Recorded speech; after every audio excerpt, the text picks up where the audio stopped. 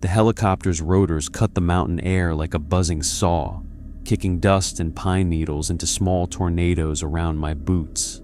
I stood there with my duffel bags, staring up at the tall metal tower that would be home for the next 6 weeks.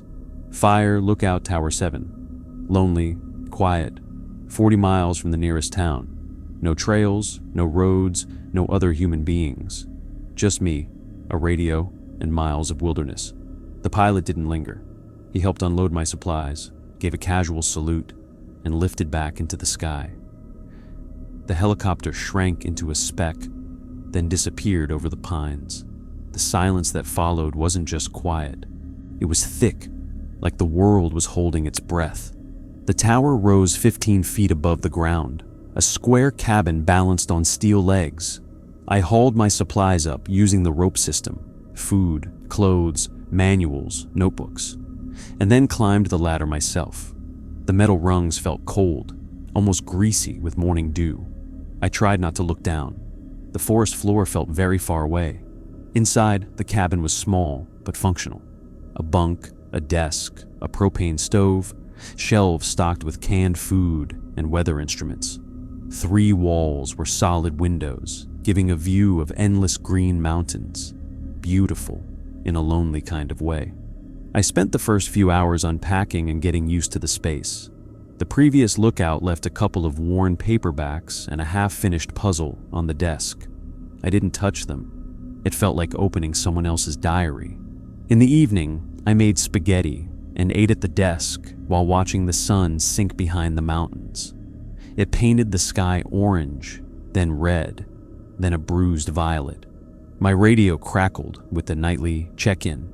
Dispatch to Tower 7, status report. Tower 7 here. All equipment working, clear skies, no smoke, I answered. Good to hear, have a quiet night. The voice faded into static. And just like that, I was really alone. People always imagine the wilderness is loud at night. Owls, wind, insects. But when darkness finally swallowed the trees, everything went still. No rustling, no animal noise, just a dead, unnatural quiet. I tried reading, the words wouldn't stick. I tried writing, every sentence looked like it belonged to someone else. Finally, I gave up and crawled into the bunk. The tower swayed gently in the breeze, steel legs groaning like an old ship hull. I kept telling myself it was normal. Sometime after 2 in the morning, a sound woke me. Not a branch, not wind. Footsteps. Slow, heavy, crunching through pine needles beneath the tower. My eyes snapped open. I held my breath and listened. 1 step, another. Whatever was walking down there was pacing in a slow circle directly under me. At first, I thought it must be a deer or maybe a stray bear, but animals don't walk in slow, even steps. Animals don't move like they're thinking. The steps paused right under the ladder. I sat upright in bed, every muscle locked. The walls felt paper thin. The floorboards seemed ready to give way. For almost a minute, there was nothing, just a heavy, patient silence. Then the footsteps continued. Another slow circle, calm and deliberate, like something was inspecting the structure, counting the supports, memorizing the layout. I stayed awake until the sun rose. When dawn finally touched the clearing, everything looked normal again, safe, harmless. The night began to feel like a dream, but when I leaned out the doorway and looked at the ground below, my stomach turned. Footprints, dozens of them, circling the tower. They weren't animal prints, they were human. Bare feet, long toes, wide heels, but the proportions were wrong. Too wide, too deep. Whatever made them weighed more than any person should. I went back inside and shut the door, locked it, then locked it again. At noon, I finally called dispatch. Tower 7 here. Everything normal, no smoke, no issues. My voice shook. I hoped they didn't hear it. When night returned, I tried to stay busy. I played cards, cleaned the stove, wrote notes about clouds, anything but stare out the windows at the black ocean of trees. Midnight passed, 1 o'clock, 1:30. At 2:14 in the morning, the footsteps came again. Same heavy pace, same slow circle. I crawled to the floor and pressed my ear against the boards. The sound traveled up through the wood, each step, each crunch of dirt and pine needles. This time, when the footsteps reached the ladder, they didn't stop. They climbed. The metal rungs creaked under the weight, one by one, slow and steady. I grabbed the flashlight and aimed it at the trap door, praying it was locked properly. The creature reached the halfway point, stopped, breathed. I could hear it, heavy lungs, pulling air in and forcing it out like it was smelling for weakness. Then a new sound, a low whistle, 3 notes, soft, slow, childlike. The thing on the ladder whistled again, waiting, like it expected someone to answer. I held the flashlight with both hands to keep it from shaking. After a long moment, the ladder creaked again, and the footsteps went back down. Then silence. When the sun rose, I opened the trap door with shaking hands. Nothing was there. No animal, no person. But on the bottom rung, I saw a black smear, oily, like something had gripped it with wet fingers.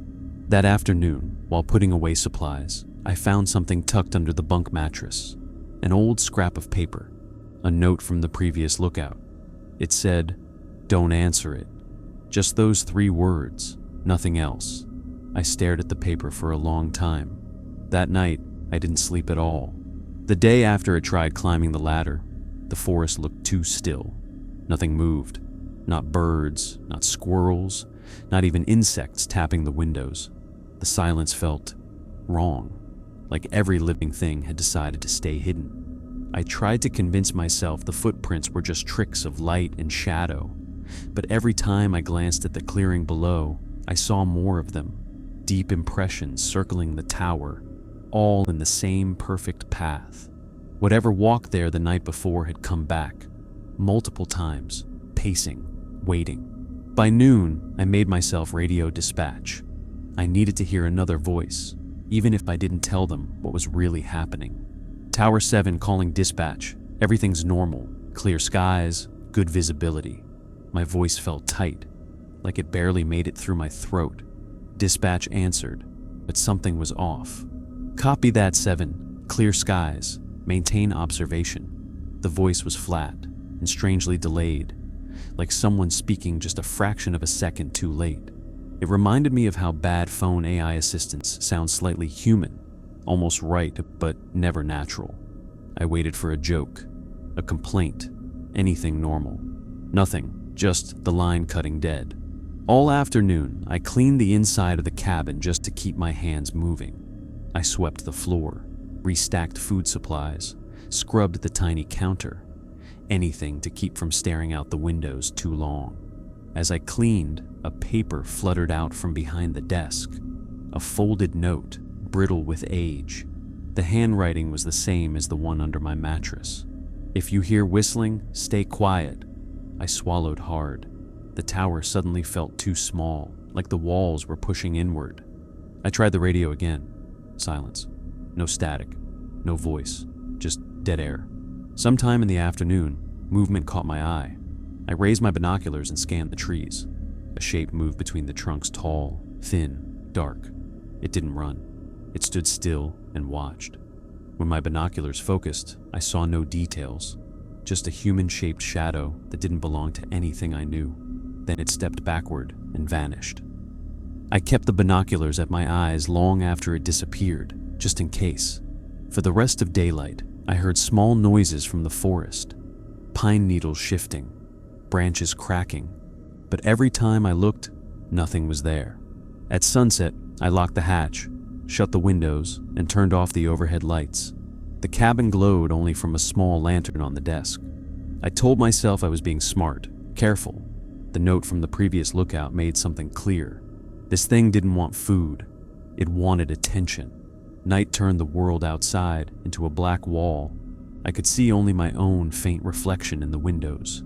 Midnight passed quietly. 1 in the morning. 1:30. My nerves tightened with every passing minute, waiting for the sound that I knew was coming. 2:14 in the morning. The footsteps returned. A slow, heavy circle around the tower. Same path, same pace, as if it traced the prints left the night before. I pressed my palm to the floor. The boards vibrated beneath me. The steps paused at the ladder again. I heard it exhale, not a snarl, not a growl, something worse.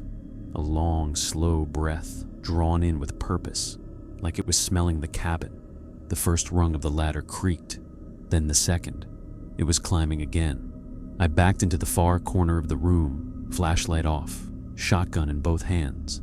The metal trembled under its weight, one step at a time, steady, not struggling, like it had learned the ladder's rhythm. When it reached the last rung before the trap door, everything stopped. No breathing, no shifting metal, just stillness. Then I heard fingers or claws scraping across the wood of the hatch, searching along the edges, feeling for weakness. The sound crawled under my skin. Suddenly, a soft whistle floated up from beneath me. 3 short notes, almost playful, like someone calling a dog. I squeezed the shotgun so hard my knuckles hurt. Silence. Then, from the tree line outside, the same 3-note whistle answered back. There were 2 of them, one on the ladder, one waiting below. The one on the ladder let out a slow exhale, and then unbelievably, it climbed back down, step by step, deliberate, like it had changed its mind, or like it was waiting for something else. I didn't sleep the rest of the night. When dawn finally came, I forced myself to open the hatch and peek down the ladder. The ground was covered in fresh footprints, deeper than yesterday. There were dozens, maybe hundreds, circling like a ritual path. And something new. A stack of rocks arranged at the base of the tower, 15 or 20 of them, placed in a careful spiral pattern. Some balanced on top of others, in ways that shouldn't be possible. They hadn't been there yesterday. My mouth went dry. I pulled the hatch closed and locked it again. At noon, I tried the radio. "Dispatch, are you there? This is Tower 7. This time, there was no strange voice, no delay, just nothing, silence, as if the line had been cut. I switched to a direct ranger-to-ranger frequency, the one meant for communication between lookout towers. Static, then a faint voice. "7, don't look outside at night." It was a man's voice, weak and shaking. He sounded terrified. "Is this Tower 9? I asked. "Do you need help?" A noise came through the speaker metal, clanging, wood splintering, a desperate scream, then the line went dead. An icy wave washed through me. I had spoken to one of the other lookouts a few hours earlier. He had sounded fine. Now he didn't. Something was happening to them, too. By evening, the sky grew dark and heavy. The pines seemed to lean inwards toward the tower. I shut every window except one narrow slit so I could see the ladder. I left the lights low and waited for night. As soon as full darkness settled, I heard breathing outside the shutters again. Deep, slow, hungry, and then another sound, soft tapping on the glass. Gentle at first, then harder. Tap, tap, tap. I stared at the floor. If I looked at it, if I saw its face, I was afraid something would change. It wanted to be seen. It wanted acknowledgement. The tapping stopped. Then the radio turned on by itself. A voice whispered through the speaker. "Let me in." My voice. It was copying me. Same tone, same pitch, same breath. "Let me in. It's cold out here." Another voice spoke over mine. A woman's voice, then a child's. A chorus of whispering voices, all begging to come inside. "Please, I'm hurt. Please, please, open the door. Please, let us in." I jammed my hands over my ears, but I could still hear it vibrating through the cabin walls. My eyes watered. My heart slammed against my ribs. Then the worst part, the voice began laughing. Not loud, not manic. A quiet, calm laugh, almost human. The laughter faded, replaced by soft breathing right outside the door. A low, slow whisper followed. "I know you're awake." The handle of the door twitched. I pointed the shotgun at the door and held my breath. If it forced the lock, I would shoot. I didn't care if the entire forest heard. But the handle stopped shaking. The breathing faded. After a moment, I heard the footsteps retreat, slow, calm, deliberate, back toward the tree line. The forest went silent. I waited an hour before moving. Just before sunrise, I unlocked the hatch and peered down. Something new waited below. The stones that had been arranged in a spiral were now stacked into the shape of a tall, thin figure. A cairn 7 feet high, balanced perfectly. It looked like a body, and around it, written in the dirt, were long claw marks. Not random, words. I didn't have to read them to understand what they meant. It had been trying to communicate, or threaten, or both. I backed up the ladder slowly and closed the hatch. I didn't try the radio again that morning, because all I could think about was the voice that whispered through the speaker, "I know you're awake." And the worst part was, it wasn't wrong. By the third morning, the fear didn't wait for night anymore. I tried to pretend everything was normal. Coffee, log entries, routine weather checks. But the silence outside was absolute. Not even insects moved. It felt like the forest was holding its breath. Around noon, I forced myself to look out through the narrow window slit. The stone figure still stood at the base of the tower, perfectly stacked, perfectly balanced. Taller now, as if more rocks had been added during the night. It faced the ladder directly, like it was watching me watch it. I scanned the clearing for footprints. There were dozens, maybe hundreds. Some led toward the tree line, but most circled the tower in crooked, overlapping paths, like something had been pacing for hours. I couldn't decide which was worse, that the creature visited every night, or that it might stay here during the day too. Eventually, sunlight and boredom forced me to accept one truth. If I didn't get out of the cabin at least once, I would lose my mind. I needed water, more firewood for the stove, and a chance to breathe real air. So I climbed down. Every rung felt like stepping into a trap. The forest seemed too close, the shadows too deep. The moment my boots hit the ground, I felt exposed, like standing in the center of someone's open palm. The stone figure loomed over me. Up close, I noticed details I hadn't seen from the tower. Small bones wedged between the rocks. Bird skulls, tiny, delicate vertebrae. Something had been adding trophies. I looked away quickly. The footprints were clearer from ground level. Bare feet, long toes, deep impressions. Whatever made them was tall and heavy. Heavier than any person should be. And the prints didn't fade toward the tree line. They stopped abruptly, as if the creature simply lifted off the ground or vanished. I hauled the water bucket, filled it, and sent it up on the rope. Every second felt like something was watching from the trees.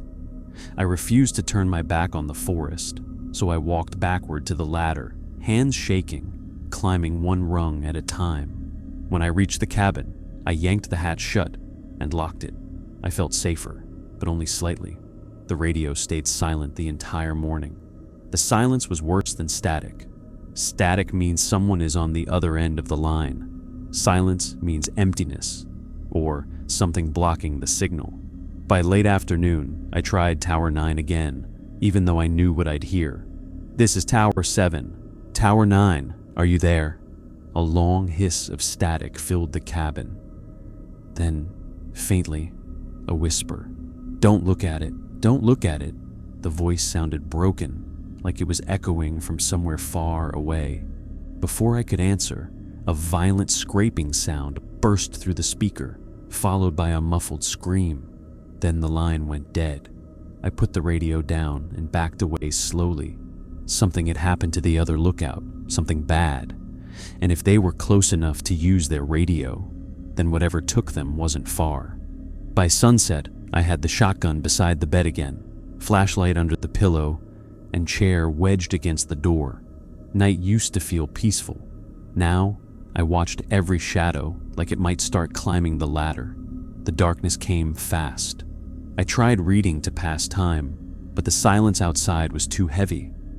It pressed against the windows like a living thing.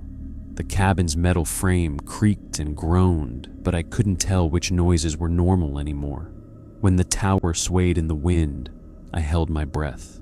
Every sound felt like a footstep. Just before 2 in the morning, a soft whistle drifted up from the clearing.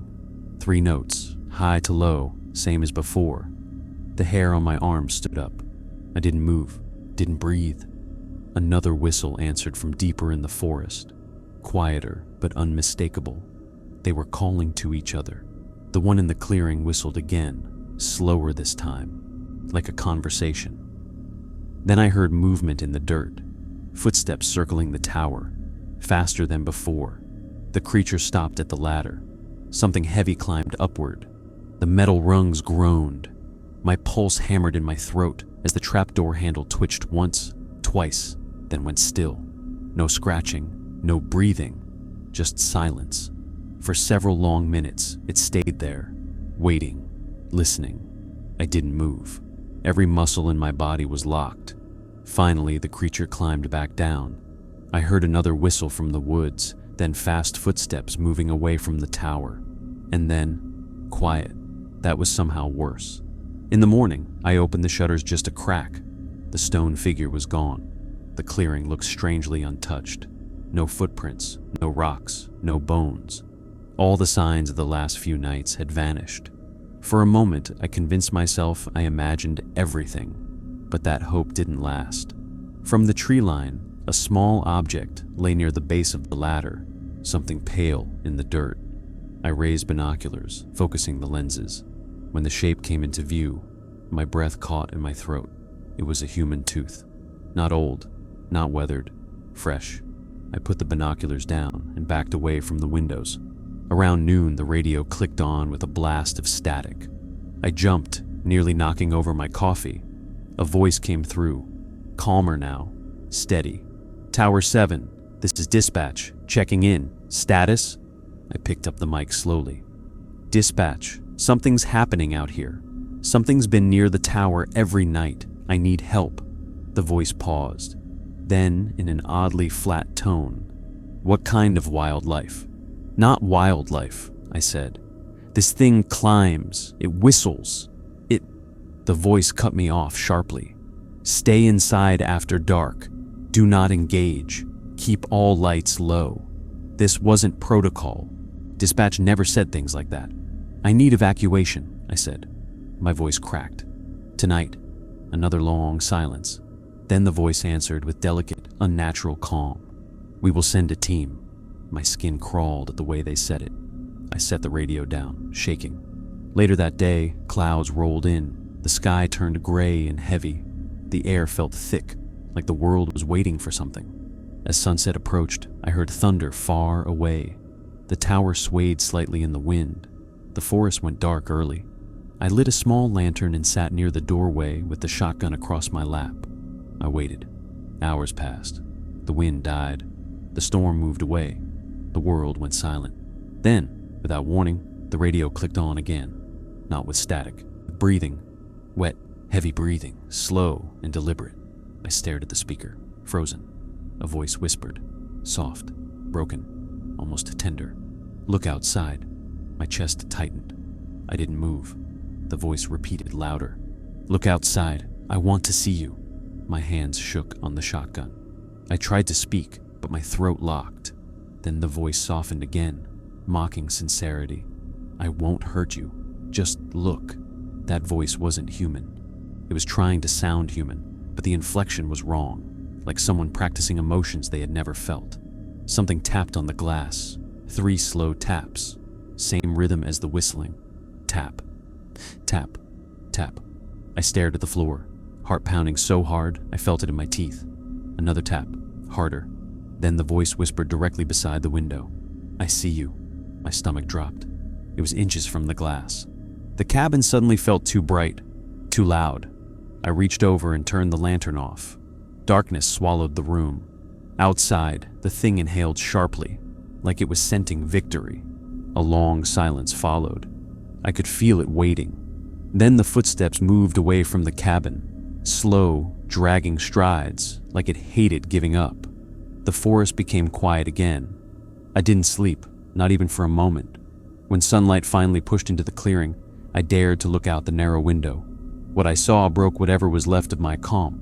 The stone figure was back, but now it wasn't made of rocks.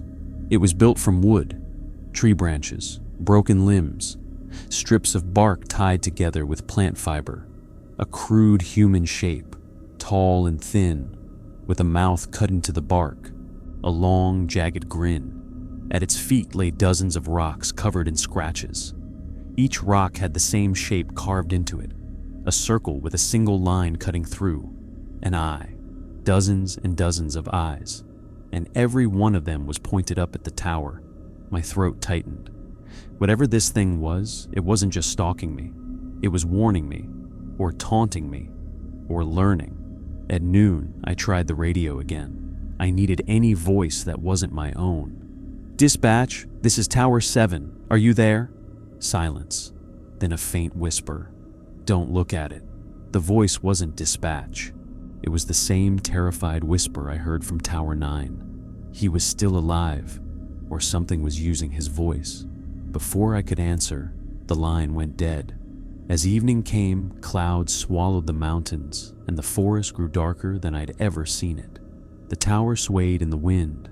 The trees below bent and shook. Every so often I heard something large moving between them, but never saw what it was. Night came early and sharp. I turned the lantern low, sat with my back against the wall, and listened to the storm rage outside. And somewhere between gusts of wind and cracking branches, a whistle drifted through the trees. 3 notes, soft, patient, waiting. Not from one direction this time, from everywhere, dozens of them. The forest answered back. By the 4th night, I started to understand something horrifying. The creature wasn't curious. It was patient. It wasn't testing the tower. It was studying me. Every night, it got braver. Every night, it learned something new. And now, the whistling wasn't coming from one direction anymore. It echoed from both sides of the ridge, overlapping like distant voices calling to each other across the trees. Always the same 3-note tune, always waiting for someone to answer. I turned down the lantern until the cabin was just a faint glow. I sat in the corner with the shotgun across my knees, trying to control my breathing. Rain hammered the roof. Lightning flashed through the windows, lighting up the forest in brief, terrifying snapshots. During one flash, I swear I saw something standing among the trees, tall and motionless, facing the tower. When the lightning faded, the shape disappeared. The storm got worse, wind screaming across the clearing, bending the pines like rubber. The tower swayed hard enough to make my stomach lurch. The metal legs groaned under the strain. For a moment, I almost wanted the storm to win. If the tower fell and crushed whatever was below, maybe I would survive. Maybe I'd at least know what was hunting me. But the tower held, and when the storm softened around midnight, the worst part began. The footsteps came back. Not one set, not 2, many. Slow, heavy steps in the dirt, pacing, circling. Something brushed against the metal legs, rattling them. I heard breathing, not frantic, not animalistic. Calm, steady, like something taking its time. I shut my eyes and kept my head down. A soft knock came from the window on my right. 3 taps. I didn't move. The knocking came from the window behind me, then the one near the door, then all 3 at once. Knock, knock, knock. The tower windows rumbled like something was pressing on them from the outside, not with fists, just the weight of something tall, large, leaning its face or hands against the glass. The shotgun shook in my hands. The knocking stopped. For a while, the only sound was wind and breathing. Then, I heard something new. Voices. Not whispers, not mimicry. Children laughing. Light, innocent laughter, drifting up from the clearing below. It sounded like a group of kids chasing one another, playing tag in the dark forest. But there shouldn't have been anyone within 30 miles of this place. The laughter grew louder, higher, faster, like it was coming closer. Then the laughter stopped. A voice spoke directly under the floorboards, clear as day. "Come down." A man's voice, deep, calm, emotionless. I forced myself not to respond. "Come down," it repeated, louder this time. Something scraped along the underside of the cabin floor, long fingernails dragging the wood. I backed into the farthest corner of the room, shaking. Then the trapdoor handle moved. Once, twice. A testing motion, gentle and careful, as if it was learning how the mechanism worked. I aimed the shotgun at the hatch. The handle stopped moving. Silence rolled in like a wave. After a few long minutes, the footsteps retreated. They moved to the base of the tower and stopped, standing there, waiting. Finally, dawn crept into the sky. The radio clicked on. "Tower 7, this is dispatch. Wind is clear, visibility good. How are you holding up?" For a moment, the familiar voice felt like salvation. Then I noticed something. The voice didn't ask me for a weather report, didn't ask about smoke, didn't follow procedure at all. It only asked how I was. "Dispatch," I said quietly. "Who am I speaking to?" A pause. Then, "You know who?" My blood turned cold. The voice sounded right, but the words were wrong. Too simple, too vague.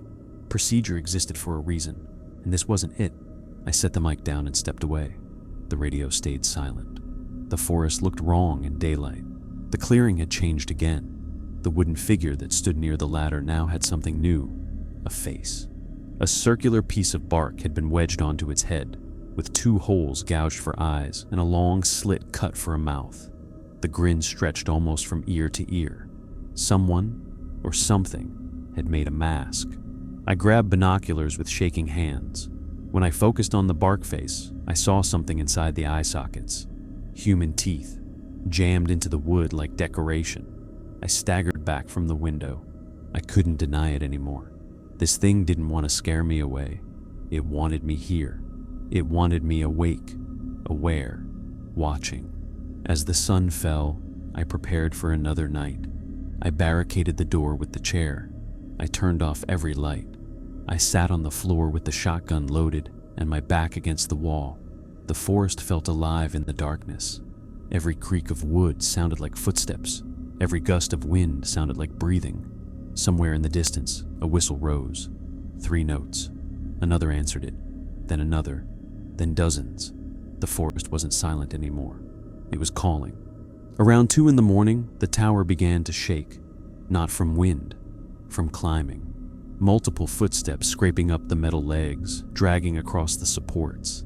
The trapdoor trembled. Something pressed against it, hard. I held the shotgun up and aimed. Voices rose from below. Not 1, not 2, many. "Let us in. We're cold. We can see you. We know you're awake." Then a new voice joined the others. It was my own voice. "Please, open the door." The handle turned slowly, gently, like a child experimenting with a toy. I didn't breathe. The wood around the trapdoor creaked. Nails groaned. Something was pushing against it, testing its strength, forcing it upward 1 millimeter at a time. I wanted to scream. I don't know how long it lasted. Minutes, hours. But eventually the pressure stopped. The handle went still. The voices quieted. Then everything went silent. Total, dead silence. Until a whisper drifted through the floorboards. The voice was so soft I almost thought I imagined it. "It's almost time." Every muscle in my body locked. My skin felt frozen. My heart hammered so fast I could barely hear. Footsteps moved away from the hatch, down the ladder, back into the clearing. Then one by one, the whistles faded into the forest. I didn't sleep another second. When morning came, I forced myself to open the hatch and climb halfway down the ladder. I needed proof that I wasn't losing my mind. I needed to see what the thing had done. The ground below was covered in footprints, a carpet of them, big, small, deep, shallow, some barefoot, some narrow, some wide. Like dozens of things had walked in overlapping circles throughout the night. The stone cairn and wooden figure were gone, but something else was there now.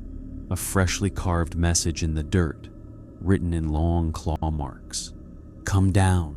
I scrambled back into the cabin and shut the hatch. That was hours ago. I'm sitting at the desk now, shotgun beside me, trying to steady my breathing. The sun is starting to set. The shadows outside are stretching longer, reaching toward the tower like dark fingers. The forest is waiting. I can feel it. Night is coming. And tonight, it won't just knock. The next morning, I woke to sunlight I didn't remember falling asleep through. For a moment, everything looked normal. The forest was calm, quiet, harmless, but the carved letters in the dirt still burned in my mind. Come down. I tried calling dispatch again, nothing but static. So I switched to the ranger-to-ranger frequency, the one only lookouts used. Tower 9, do you read? Tower 9, this is Tower 7. Please respond. For a while, there was only dead air. I was about to give up when the radio clicked softly, like someone had lifted a hand off the microphone. Then a voice came through. A man's voice, weak, broken, terrified. 7, you're still alive. My stomach dropped. Yes, I said. Who is this? The voice trembled on the other end. Leland, Tower 9. He sounded exhausted, like every word hurt to speak. I heard screams from your tower, I said. What happened? He didn't answer at first. I heard breathing, uneven, ragged. They got in, he finally whispered. My hands went ice cold. How? Silence. Then, don't talk loud. They listen. My pulse hammered in my ears. I lowered my voice. What are they? I don't know, he breathed. They move like people, but wrong. Too tall, too thin. They learn. Every night they learn something new. He paused, then added quietly, they look like trees if they don't want you to notice. That chilled me more than anything so far. I thought about all the hours I'd stared at the forest. All the shapes I thought were branches. All the trunks that never seemed to be in the same place twice. How did they get into your tower? I asked. His voice cracked. I could hear him crying, but trying not to. I made a mistake. I looked out the window. It saw me. It smiled. I pressed my back harder against the wall. That's not enough to let them in, I whispered. No, he breathed. But when the sun came up, I thought it was safe. I opened the door just to get water. Just a minute. A long pause. They were waiting under the floor.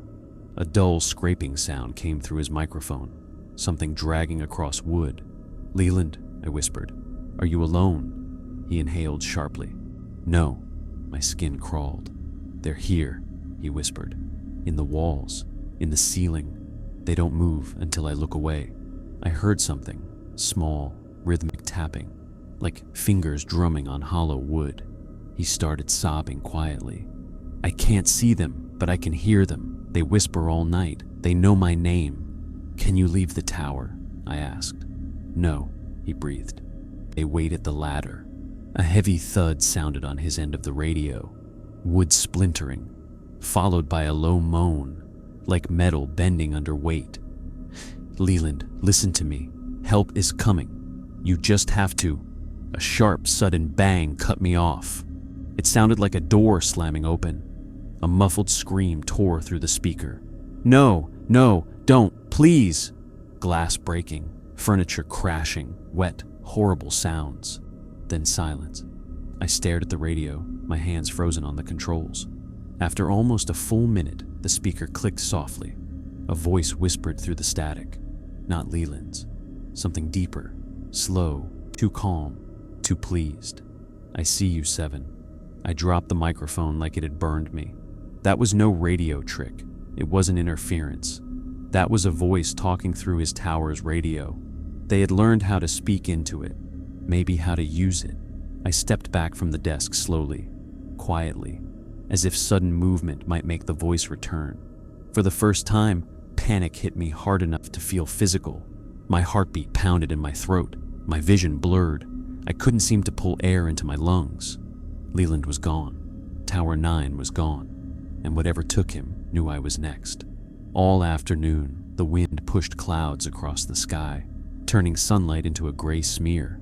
I tried distracting myself, writing logs, checking the equipment, but my mind kept replaying Leland's last words. They're here, in the walls. That night, I didn't even pretend to sleep. I sat on the floor with the shotgun, lantern dimmed, staring at the trap door. Thunder rolled across the mountains. The wind picked up. The forest swayed, trunks bending and snapping back upright. The tower rocked with every gust. Then, a new sound. Wood cracking. Not from the storm, from the underside of the floor. Slow, steady pressure, like something heavy was pushing upward from beneath the cabin. The floorboards flexed under my feet. I scrambled backward, pointing the shotgun toward the hatch. Silence. Then, a faint whisper, drifting up through the wood. Let me in. Not one voice, multiple, layered on top of each other like a chorus whispering in the dark. My hand shook so violently, I thought I'd dropped the gun. The trapdoor handle twitched, slowly, carefully, like someone turning it with fingertips. It turned halfway before the lock held, then harder, more forcefully. The wood creaked, nails groaned. I threw my weight onto the hatch, palms flat on the boards, pushing down with everything I had. The creatures below pressed back. Something sharp scraped along the underside of the door. I felt it drag across the wood, slow, deliberate, cutting a long groove I could feel beneath my hands. I didn't move, didn't breathe. The pressure eased. The handle stopped shaking. Silence again. For a moment, I thought they were gone. Then the radio turned on by itself. Soft breathing filled the room, followed by a quiet, broken voice. "Help," Leland's voice. "Please," it whispered. "Come down." My chest tightened so hard it hurt. "Please, open the door. They're gone." I knew it wasn't him. I knew Leland was dead, but hearing his voice broke something inside me. The breathing faded. A new voice rose. My voice. "Let me in." It sounded exactly like me. Same rhythm, same tone, same crack in the words. Another voice overlapped it, low, scraping, almost joyful. "We learned." A cold realization hit me. They weren't just mimicking voices anymore. They were mimicking souls. Thunder crashed overhead. Lightning flashed. In that brief moment of light, I saw them through the window. Dozens of shapes standing at the tree line. Tall, thin silhouettes, motionless, watching. When darkness returned, they disappeared. I crawled to the corner and pulled the shotgun tight to my chest. My breathing came out in ragged gasps. My mind felt too loud in my skull. Sometime near dawn, exhaustion finally made my vision blur. My head dropped forward. I felt myself start to drift. A soft whisper drifted beside my ear. "Don't sleep." I jolted awake, heart slamming. No one else was in the cabin. But that wasn't comforting. Not anymore. When sunlight finally broke across the clearing, the forest outside looked normal again. The ground was still, the branches calm. Birds returned to the trees. I forced myself to unlock the hatch and look down. Something new was on the ground directly under the trapdoor. A drawing in the dirt, a perfect outline of a ladder, and next to it, a crude drawing of a human figure lying broken at the bottom. They were showing me what would happen if I came down, or if I fell. I shut the hatch and backed away. My hands wouldn't stop shaking. I went to the desk and opened the logbook, determined to write something, anything that would make this real. My handwriting looked wrong, crooked, numb. Tower 9 compromised. Visitor activity increasing. They can climb under the floor. They know my voice. They know my name. I stared at the words, sick to my stomach. Then I added something I never thought I'd write. "I don't think I'm going to survive the next week." When I put the pen down, the radio clicked on again. This time, no voices. Just a sound, whistling, soft, slow, 3 notes. From the tree line, another whistle answered, then another, then dozens. The forest was alive again, and night was coming. I picked up the shotgun and sat by the wall, listening to the whistling move closer. Tower 9 was gone. I was next. The day after Tower 9 went silent, the air felt heavier. Not storm heavy, not humidity heavy, watched heavy, like something invisible leaned against the glass and breathed on the windows. I kept myself busy just to stay sane, checking the binoculars, cleaning the stove, pacing the cabin. Anything to keep from looking at the tree line for too long, because I knew if I stared, I'd see shapes staring back. Around noon, I noticed something strange. All the birds vanished again. Not a wing, not a call, not a single rustle of feathers. The forest went dead and hollow, like sound itself had been cut out of the world. Then I saw movement. A branch snapped near the clearing. Not a small break, a thick limb cracking clean in two. I grabbed my binoculars and scanned the woods. Something large was moving through the trees, not walking, dragging. Branches trembled and bent out of the way. Trunks shifted. Fallen logs rolled aside as if pushed by an enormous weight. For a long moment I saw nothing but shaking foliage. Then, through the gaps, I saw one pale hand, long fingers curled around a tree trunk, gripping it like a climbing hold. The hand wasn't human, too large, too thin, skin stretched too tight. It pulled a shape forward, then vanished into the dark. Whatever they were close, closer than ever. I backed away from the window, heart hammering so loud I could hear it in my teeth. Before sunset, I set up the cabin like a fortress. Boards across the windows, lights off, shotgun loaded. The radio stayed silent. Dispatch didn't call. No one checked in. No one asked for a weather report.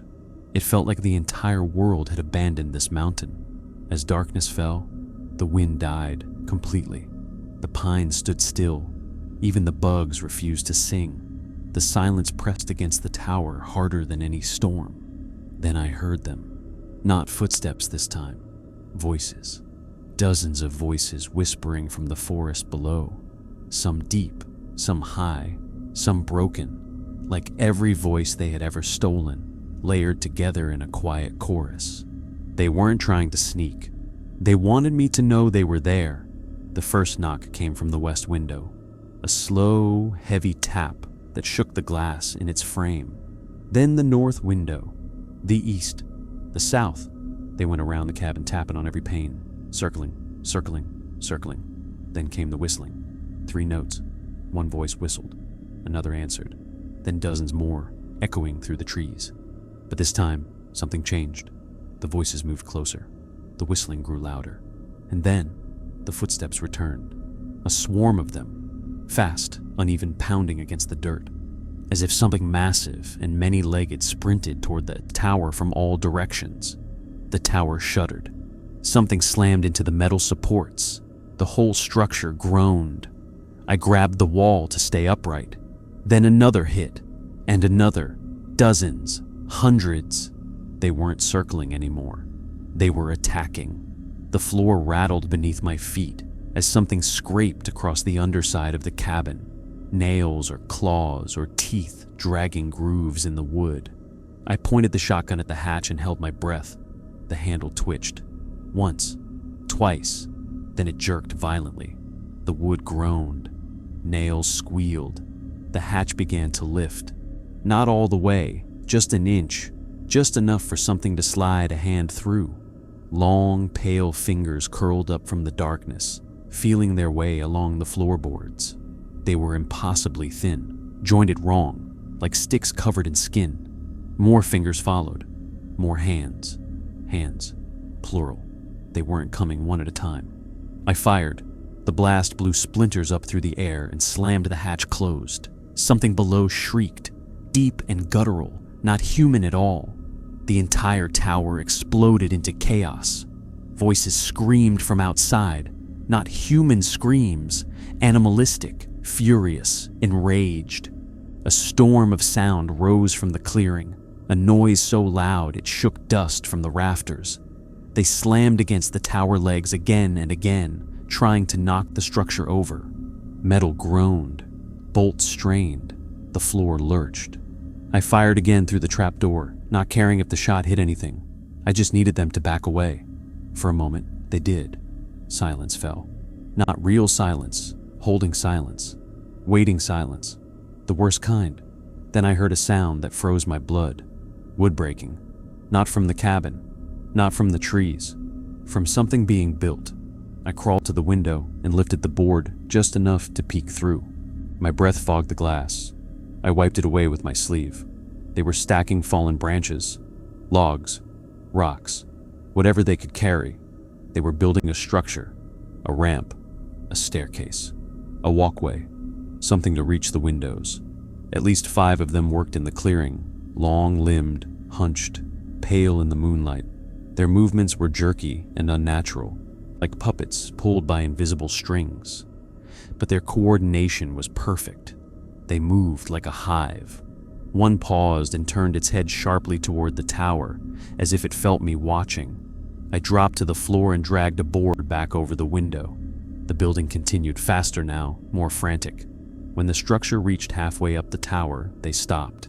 And then, almost politely, someone knocked on the cabin door. 3 soft taps. My scalp crawled. My skin went ice cold. The doorknob rattled gently. A voice whispered through the wood.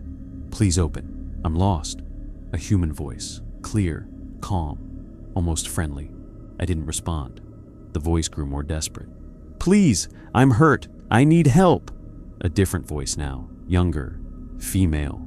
The voices kept changing, switching, testing. Then one of them spoke in a tone that made every hair on my body stand up. My own voice. "Let me in." The doorknob twisted hard, jerking back and forth. Something slammed against the door, shaking it in the frame. The tower swayed. Something outside howled, deep and furious. The howl echoed through the woods, bouncing between the mountains. Then, loud, rhythmic footsteps on the branch ramp. They were climbing. I aimed the shotgun at the nearest window. The wood boards rattled as something tried to push through. Glass cracked behind them. Then a pale hand punched through the pane, fingers curling inside. I fired. Glass shattered outward into the night. The hand vanished. Something screamed. The ramp shook as multiple creatures scrambled up its length. Branches snapped under their weight. Boards creaked. The entire structure groaned like it might collapse. For a moment, I thought the tower might fall with it. Then something large, too large, hit the ramp from below.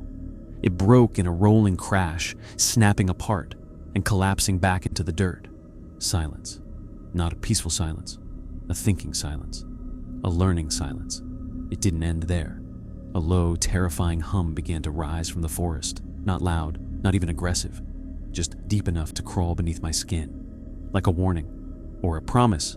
The wind picked up again, shaking the tower. Somewhere below, I heard something dragging across the ground. Heavy, wet, uneven. Rope, chains, bodies. I didn't want to know. Hours passed in terrified stillness. At some point, I heard the worst sound of all. A soft, slow knock on every window at the exact same time. Dozens of hands tapped on the glass in perfect rhythm. No voice, no laughing, no words. Just knocking. A message clearer than any language. "We can wait." The tapping went on for minutes or hours. Time didn't exist anymore, not in any way that mattered. Eventually, one by one, the knocks stopped. The forest quieted. The creatures retreated. The silence returned. Real silence this time, deep and complete. I didn't sleep. I just sat on the floor with the shotgun, staring at the trap door, waiting for the next sound. At sunrise, I found myself still awake, still clutching the weapon, still shaking.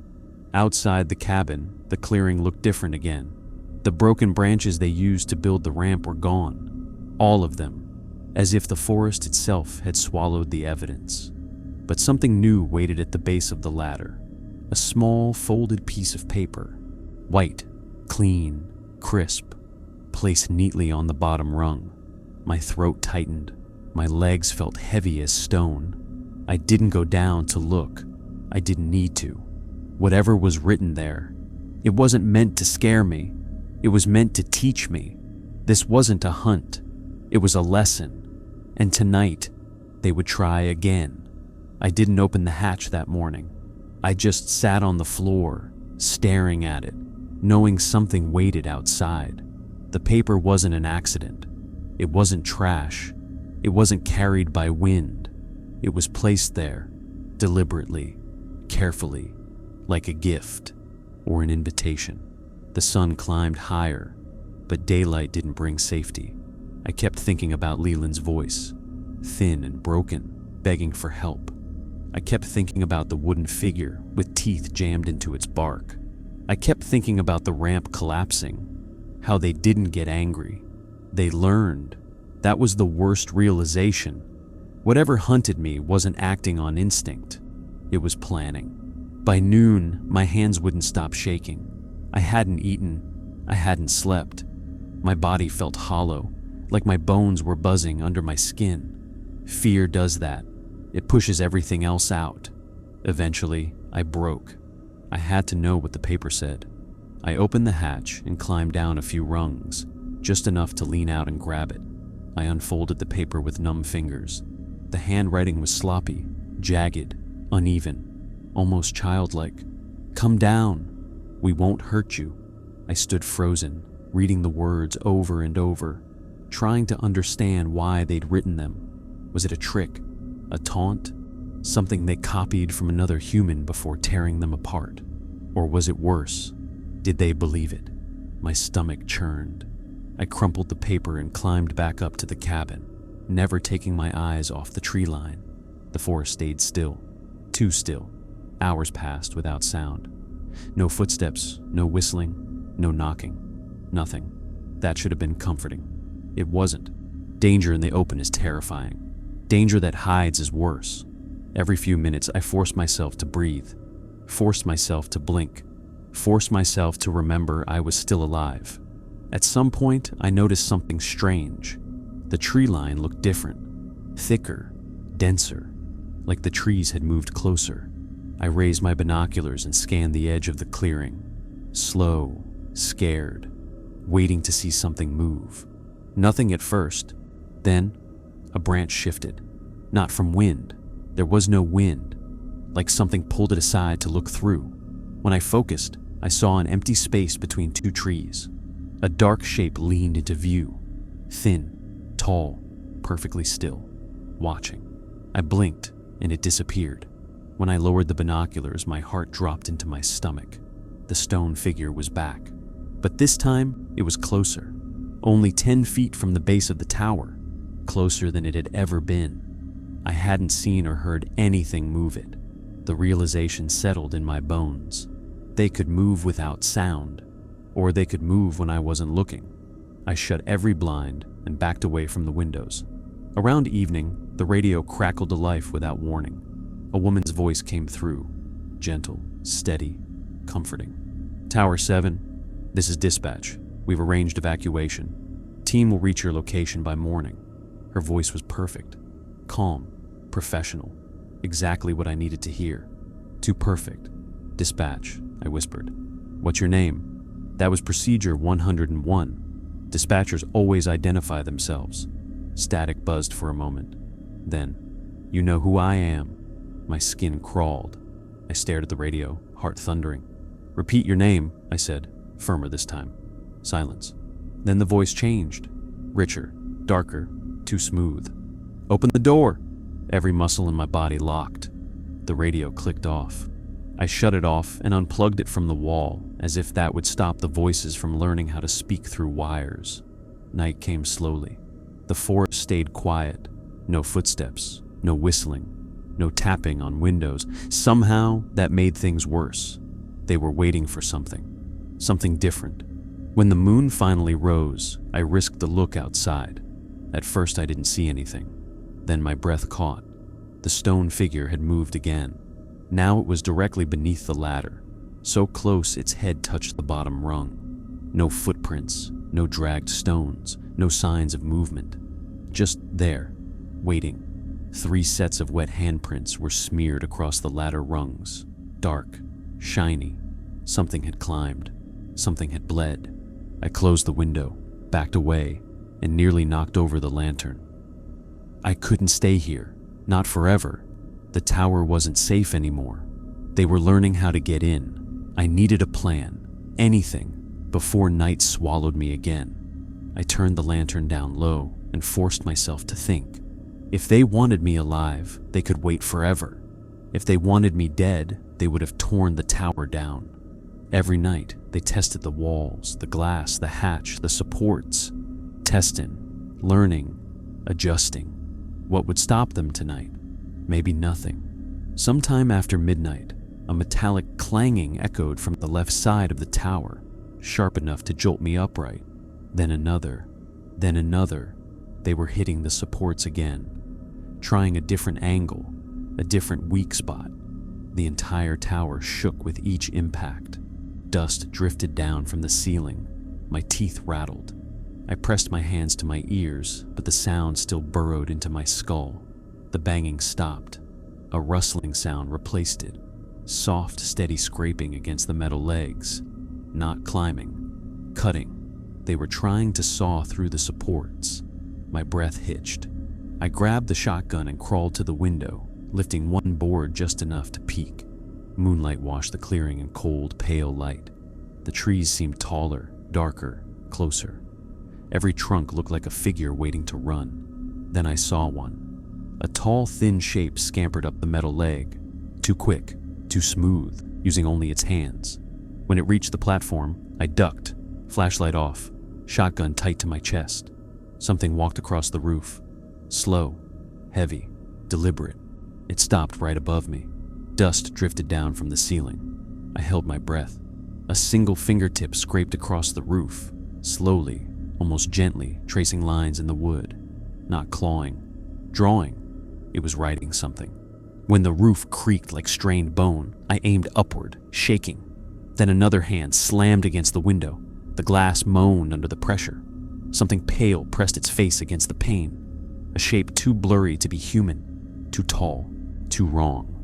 I turned away and shut my eyes. The face stayed pressed against the window for nearly a full minute. Then it moved. Not away, to the door. The handle shook softly, then harder, then violently. The wood groaned. The screeching sound of metal being bent echoed through the cabin. The lock strained. The hinges trembled. I braced the shotgun against my shoulder and stepped forward, ready to shoot the second the door cracked open. But suddenly, everything went still. The forest went silent again, completely silent. No footsteps, no breathing, no tapping, nothing. Just a quiet, heavy exhale beneath the tower, like something enormous filled its lungs and held its breath. Then, very softly, a new sound. Metal, dragging across dirt. Slow, purposeful, pulling weight. I froze, listening. The dragging stopped. A second later, something heavy slammed into one of the tower legs. A deep metallic ring that vibrated through the cabin floor. Then another. Then another. They weren't trying to break in anymore. They were trying to knock the tower over. Bolts squealed. The platform shook. The cabin pitched to one side before settling back. If the tower fell, I wouldn't survive the drop. And even if I did, I wouldn't survive what waited below. I crawled to the far wall, holding on as the tower rocked again. My flashlight rolled across the floor and slammed into the table leg.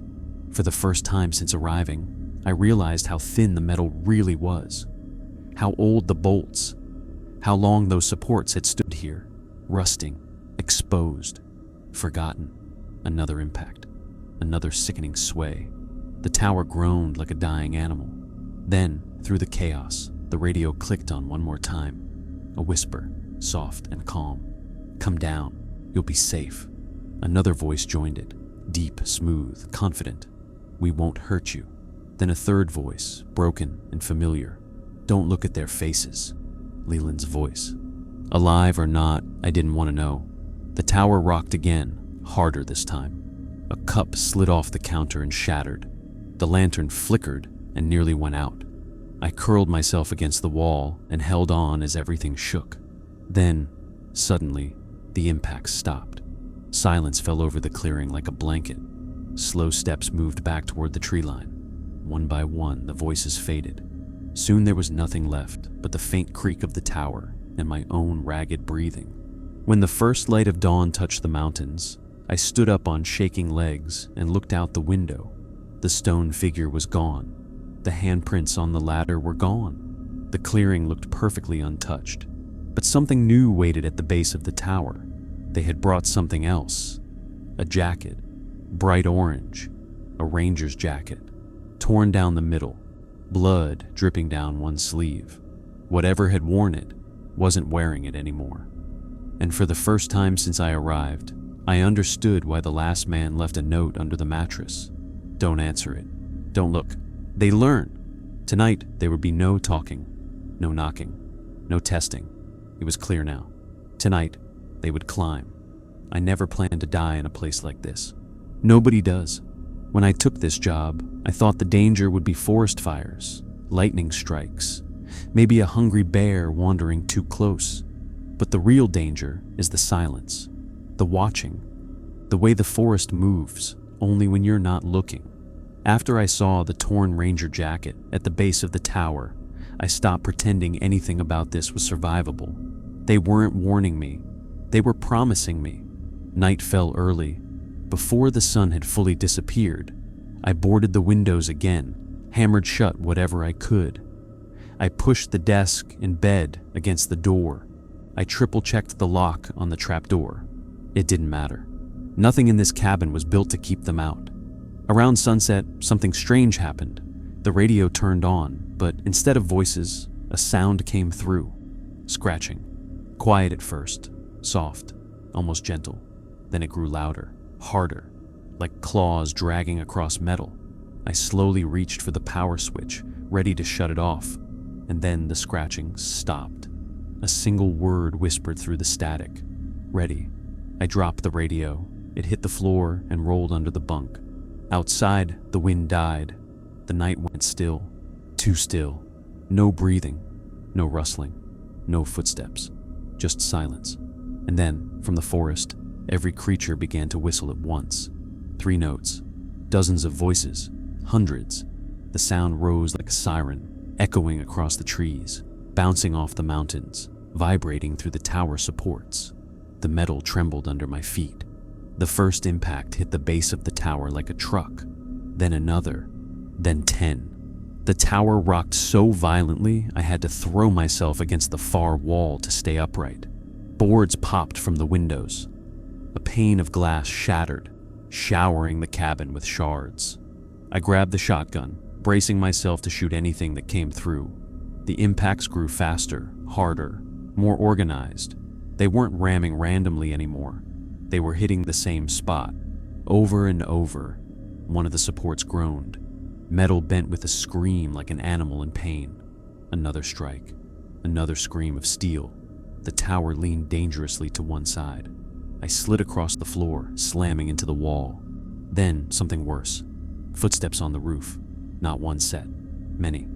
The boards overhead bowed under the weight. Dust rained down. The entire cabin shook. They were everywhere. On the roof, under the floor, at the door, at the windows. The walls vibrated. The locks strained. Nails screamed as wood began to splinter. I fell to my knees, hands over my ears, the shotgun useless in my grip. A soft, slow voice spoke through the broken window. My own voice. "Open the door!" Another voice joined it, deep and calm. "Come down." Then another, high and childlike. "We won't hurt you." The voices started overlapping. Dozens of them, hundreds. All speaking at once, whispering, laughing, crying, begging, singing. A voice I recognized more than anything else whispered through the glass. "Please, I'm so tired." My mother's voice. I dropped the shotgun. The window shutters blasted inward as something slammed into them. The room filled with cold air and pine needles. 2 long arms reached through the broken glass, pale, thin, jointed wrong, and felt blindly across the floor, searching, searching. I scrambled backward, crashing into the desk. The trapdoor exploded upward. Wood splintered. Nails flew across the cabin. Something massive burst through, dragging itself into the cabin with far too many limbs. I screamed and grabbed the shotgun again, firing blindly into the dark shape rising through the floor. The blast tore chunks of wood and flesh. A horrible shriek echoed through the clearing. But another shape climbed behind it, and another. They moved like spiders, but stood like men. Too tall, too thin, too smooth, too wrong. Faces stretched long and pale, eyes black and glassy, mouths cut too wide. One of them tilted its head at me, studying me with calm curiosity. Then it smiled. The door tore off its hinges and flew across the room. Figures poured in, crawling, climbing, squeezing through cracks in the walls that shouldn't have been big enough for anything. I backed into the corner and raised the shotgun again. One creature leaned down, inches from my face, eyes shining like wet stones. It opened its mouth and spoke in a voice made of 1,000 voices layered together. We learned. The shotgun fell from my hands.